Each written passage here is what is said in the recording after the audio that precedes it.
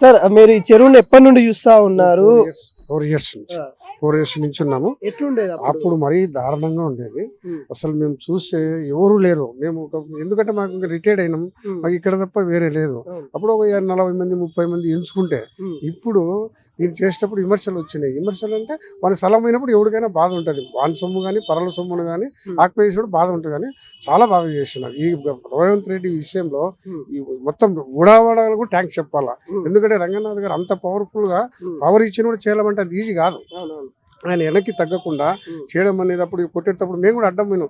ఏంది చేస్తారు ఇదంతా ఇదని. అలా చూడండి సార్ అన్నారు. కాబట్టి అసలు ఆరోగ్యానికి కానీ పిల్లలు సాయంత్రం అయితే కొన్ని వేల మంది వస్తున్నారు. ఇంతకుముందు మేమైతే చెరువుగా రావడం ముగ్గులు పాములు ఎన్ని తిరిగాయి మాకు వచ్చి. మేమే పాములు చూసేది అక్కడక్కడ. మేము భయపడేది 7 తర్వాత ఉండలేము. ఇప్పుడు లైట్లు అయితేనేమి అయితేనేమి ఆ విషయంలో రేవంత్ రెడ్డికి ఒక మంచి మనిషి చేసినప్పుడు 10 మంది చెడ్డ అవుతారు, 10 మంది మంచి గారు, ఎవరో ఒకరు చెడ్డ అవుతారు. కాబట్టి మేము ఈ పార్క్ చిన్న పొద్దున్న యోగా సాయంత్రం అనేది చాలా బాగా చేసినాడు.